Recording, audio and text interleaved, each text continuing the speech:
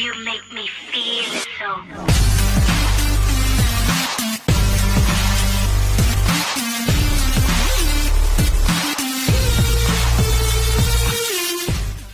Good morning दोस्तों, कैसे हो आप सब। मैं उज्जवल और आप सभी का वेलकम करता हूँ आपके अपने यूट्यूब चैनल नेचर लवर पर। बहुत दिनों से वीडियो नहीं आ पा रही थी।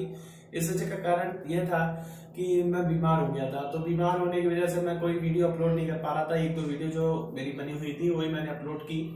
तो कमेंट इतने ज्यादा हो गए थे कि क्या बात है, वीडियो क्यों नहीं अपलोड हो रही, कोई प्रॉब्लम है क्या। तो मैंने रिप्लाई भी नहीं कर पाया। तो मैं इस वीडियो के द्वारा आपको बताना चाहता हूँ कि मैं थोड़ा सा प्रॉब्लम में था, मतलब बीमार हो गया था कि बहुत ही ज्यादा मेरी तबीयत खराब हो चुकी थी। अभी भी है, जैसे तैसे मैंने वीडियो बना के आपको बता रहा हूँ। तो अगर कोई आपको प्रॉब्लम लगे तो प्लीज उसके लिए माफी। तो आज का वीडियो का टॉपिक है कि कौन से प्लांट आप लगाएं समर में जो इजिली बहुत अच्छी फ्लॉवरिंग करें।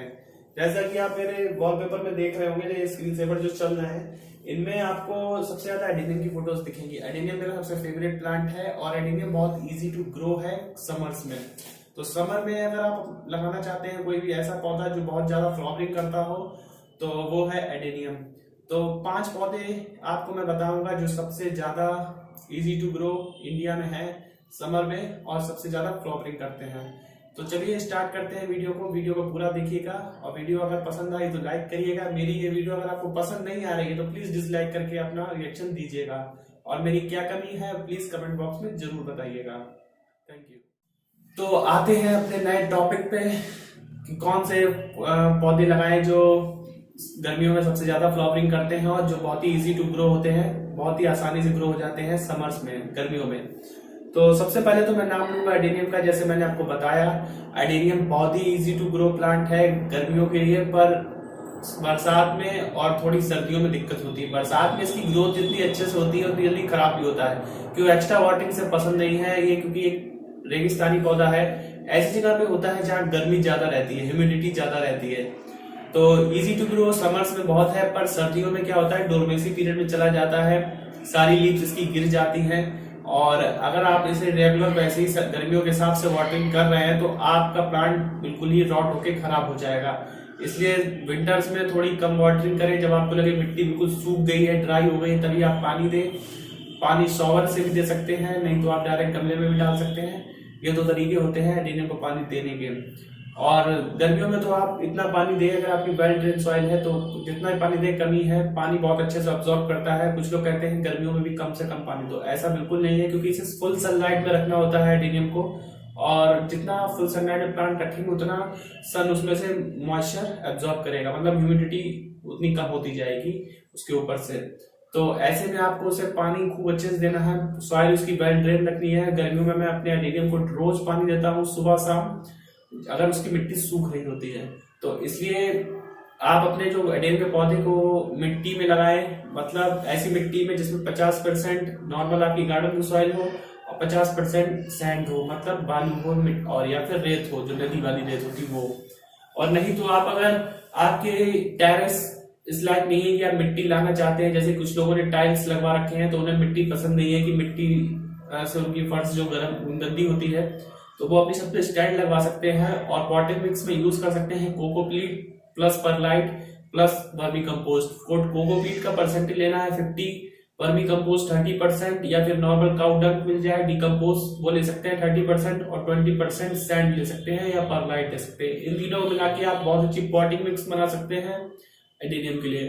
तो आपको अगर कोई प्रॉब्लम हो तो प्लीज कमेंट बॉक्स में बताइएगा, मैं आपकी पूरी हेल्प करूंगा। अब बात करते हैं दूसरे पौधे के लिए, जो पौधा बहुत ही इजी टू ग्रो होता है। दूसरा पौधा उसे कहते हैं मॉज रोज, और ज्यादातर लोग उसे कहते हैं पोर्टुलाका, और हम लोग यहाँ पे उसे नौबजिया भी कहते हैं और गुलदुपहरिया भी कहते हैं। बहुत से नाम है इंडिया में उसे कहते हैं, पर वैसे हम लोग उसे नौबजिया कहते हैं। तो उस प्लांट को आप अगर लगाएंगे इजिली, फोटोज आपको दिख रही होंगी ऊपर, तो इस प्लांट को आप बहुत इजी टू ग्रो कर सकते हैं। इसे लगाने के लिए भी आपको गर्मियों का सीजन बहुत बेस्ट रहता है। उसमें से हाइब्रिड वैरायटी भी आती है, नॉर्मल वैरायटी भी आती है इंडियन। तो इन सबके मिक्सचर को आप लगा सकते हैं। सीड्स अवेलेबल है, वीडियो के नीचे लिंक दे रखी है मैंने सीड्स की। तो आपको जो प्लांट मैं बता रहा हूँ उनके प्लांट की लिंक भी है, सीड्स की भी लिंक है, सब अमेज़न की लिंक है, वेरीफाइड लिंक्स। तो वहां से जाके आप इन्हें परचेज भी कर सकते हैं। यही टाइम है सीडलिंग का, अभी कर दीजिए तो ज्यादा बेस्ट रहेगा। तो मॉस रोज जो होता है जिसे हम नौबजिया कहते हैं, तो उसे आप ग्रो करने से पहले ये बात ध्यान रखें कि आपकी जो सॉइल है बिल्कुल वेल ड्रेन होनी चाहिए। अगर वेल ड्रेन सॉइल है या फिर बिल्कुल पोरस सॉइल है तो आपके जो नौबजिया है बहुत अच्छे ग्रो होगी, बहुत ही अच्छी फ्लावरिंग होगी। उसमें फर्टिलाइजर भी ज्यादा देने की जरूरत नहीं होती है। फर्टिलाइजर आप उसे वीकली दें, मतलब हफ्ते में एक बार दें। नॉर्मल एनपीके स्प्रे कर सकते हैं, नहीं तो उसकी जो सॉइल होती है जब आप तैयार करें 50% नॉर्मल गार्डन सॉइल और 30% उसमें कोकोपीट या फिर आप उसमें मिला सकते हैं परसेंटेज राइस का मिला लें और वर्मी कंपोस्ट, और वो सब बेस्ट। अब मॉस रोज की बात हो गई है तो अब बात करते हैं विनका की। विनका प्लांट जो ऐसा तीसरा प्लांट है जो मैंने सिलेक्ट किया है, easy to grow summer flowering plant है और समर में इजीली बहुत जल्दी से ग्रो हो जाता है और बहुत ही अच्छा चलता है। अगर आप उसे कटिंग से ग्रो करते हैं तो कटिंग से भी ग्रो हो जाता है, और नहीं तो आप उसे सीड से भी ग्रो कर सकते हैं। विनका के बहुत वैरायटी के सीड आते हैं, कुछ आती है सिंपल वैरायटी जो आप इजीली अपने घर में देख सकते हैं, पर कुछ आती है हाइब्रिड वैरायटी जिन्हें आप हाइब्रिड वैरायटीज को ला सकते हैं, अमेजोन से खरीद सकते हैं प्लांट्स, या फिर अमेजोन से उनके सीड्स खरीद सकते हैं। लिंक सारी नीचे हैं, आप वहां से उन्हें बाय कर लें। तो इसे भी इजी टू ग्रो प्लांट कहेंगे क्योंकि ये बहुत ही इजी, आप नॉर्मल सॉइल में भी लगा देंगे विनका को तो बहुत इजी ग्रो होगा। इसके लिए कोई इंपॉर्टेंट फर्टिलाइजर की भी जरूरत नहीं। विनका एक ऐसा प्लांट है कि आप उसे फर्टिलाइजर नहीं देंगे तब भी ग्रो होता रहेगा।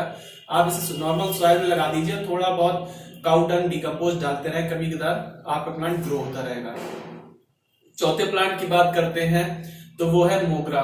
मोगरा आपने जैसा कि जानते होंगे जिसे जैस्मिन भी हम लोग कहते हैं, और हम लोग इंडिया में उसे कहते हैं बेला। बेला के फूल आपने देखे होंगे, बेला कहते हैं उसे, और बहुत से नेम हैं इंडिया में। तो जैस्मिन के प्लांट में बात करते हैं मोगरा। ये प्लांट ऐसा है कि अगर आप इसे भी नॉर्मल सॉइल में लगाते हैं और फर्टिलाइजर इसे आप लिक्विड में दें तो ज्यादा बेस्ट रहेगा।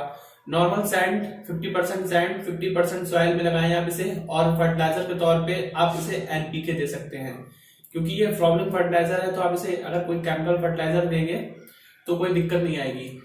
फ्लावरिंग प्लांट होने की वजह से आपको केमिकल फर्टिलाइजर देने में इसलिए दिक्कत नहीं, क्योंकि अगर आप इसे मतलब इसकी स्मेल और इसकी खूबसूरती के लिए आप इसे रखना चाहते हैं अपने गार्डन में तो कोई मैटर नहीं करता है। बस आप कुछ लोग कहते हैं कि सॉइल खराब हो जाती है केमिकल फर्टिलाइजर से। हाँ, ऐसा मैं मानता हूँ कि सॉइल कुछ में इफेक्ट आता है केमिकल फर्टिलाइजर से, पर इतना नहीं आता है क्योंकि आप केमिकल फर्टिलाइजर एक पर्टिकुलर गमले में इस्तेमाल कर रहे हैं, उसमें आप रेगुलर फर्टिलाइजर डालते रहेंगे तो कोई दिक्कत नहीं है, कोई भी वो नेचर को हार्म नहीं करेगा। और जैसे कि आपने प्लांट कभी रिपोर्ट किया तो उसको निकाला उसमें से और उसकी कुछ मेन सॉइल हटाई, उसे आप धूप में सुखाएंगे तो दोबारा वो रिचार्ज हो जाएगी। उसमें आप अपना नेचुरल ऑर्गेनिक फर्टिलाइजर मिला के किसी और प्लांट में भी यूज कर सकते हैं, चाहे तो फ्रूट प्लांट में चाहे तो फ्लावरिंग प्लांट में, कोई प्रॉब्लम नहीं होती है। तो बहुत से लोग इस बात का डरते हैं कि ऐसे प्लांट की सॉइल खराब हो रही है केमिकल फर्टिलाइजर, ऐसा कुछ नहीं है। फर्टिलाइजर आप यूज करें तो फ्लावरिंग प्लांट्स में, फ्रूट प्लांट्स में आप केमिकल फर्टिलाइजर यूज ना करें क्योंकि वो आप खाएंगे या वेजिटेबल्स जो यूज करेंगे तो आप खाएंगे तो आपको हार्म करेंगे वो, तो ऐसा होता ही है। तो अब फिफ्थ प्लांट के बारे में बात करेंगे जो इजी टू ग्रो प्लांट है समर में, वो है सनफ्लावर। सनफ्लावर आपके गार्डन में बहुत ही अच्छा और बहुत ही खूबसूरत दिखने वाला प्लांट है, इजी टू ग्रो प्लांट है। बुक्स में भी बच्चे बहुत पढ़ते रहते हैं सनफ्लावर, और बहुत से बच्चों के कमेंट आते भी रहते हैं कि सनफ्लावर पे वीडियो बनाइए, सनफ्लावर पे। अब मेरी सनफ्लावर पे वीडियो आएगी क्योंकि मैं अभी कुछ विजिट करूंगा गांव में, वहां की सनफ्लावर की खेती आप लोगों को दिखाऊंगा और सनफ्लावर की कहते सीड्स और उनके यूज बताऊंगा, सनफ्लावर ऑयल के। तो सनफ्लावर आप लगा सकते हैं नॉर्मल गार्डन सॉइल में, उसमें आपको फर्टिलाइजर काउ डंग देना पड़ेगा क्योंकि उसे ऑर्गेनिक फर्टिलाइजर बहुत पसंद होता है, केमिकल से उतनी इजीली ग्रो नहीं होता है। पर और उसकी कुछ खासियत मैं आपको बता दूं कि अगर आपने पढ़ा भी होगा कि सनफ्लावर जो होता है जिधर साइड आपका सन होगा उधर साइड वो रोटेट होता रहेगा। अगर आपका सन इधर है तो इधर होगा, अगर आपका सन इधर है तो उसका फेस इधर होगा। तो उसका जो एक्सपीरियंस होता है बहुत ही गजब का होता है सनफ्लावर का, और बहुत ही इजी टू ग्रो होता है। 50% सैंड और 50% नॉर्मल गार्डन सॉइल में आप उसे ग्रो कर सकते हैं।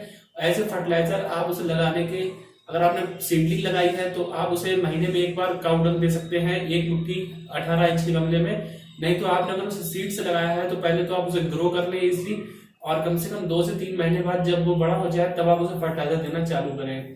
तो आज की वीडियो बस इतनी ही है। अगर आप कुछ एक्स्ट्रा इन्फॉर्मेशन चाहिए तो प्लीज कमेंट बॉक्स में कमेंट जरूर करिएगा। मैं आपके क्वेश्चन का रिप्लाई देने के लिए बैठा हूँ, बस थोड़ी तबीयत सही हो जाए मेरी।